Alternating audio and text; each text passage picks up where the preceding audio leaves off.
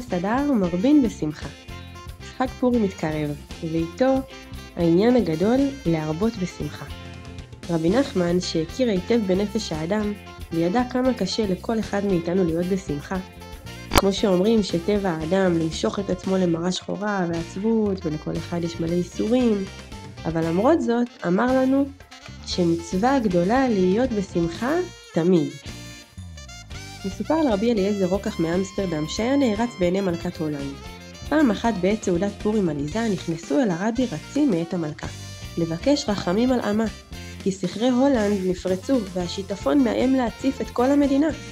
כששמע זאת הרבי, ביקש להוסיף אל השולחן בקבוקי יין לרוב וציווה לאנשיו להתבשם ולשמוח עד בלי די, עד שהיו כולם שיכורים לשמחת הרבי.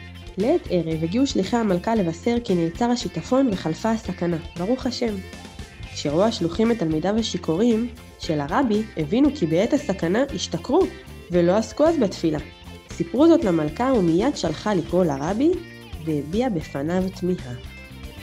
למה במקום ללבוש שק ואפר ולהתפלל ולצום, שתיתם והשתכרתם?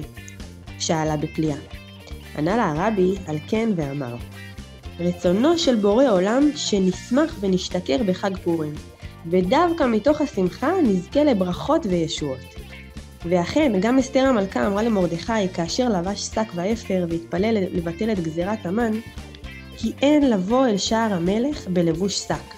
היא שלחה למרדכי בגדים מכובדים, שדווקא בהם יפעל ישועה לעם ישראל.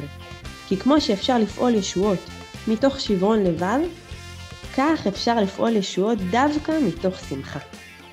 יהי רצון שנזכה לעבוד את השם בשמחה, מתוך יישוב הדעת ובהרחבת הדעת, ונזכה כולנו במהרה לבחינת סובה שמחות, ותתגלגל השמחה כל כך, שיהיה בה כדי לסבוע די ויותר כל אחד מגדול ועד קטן.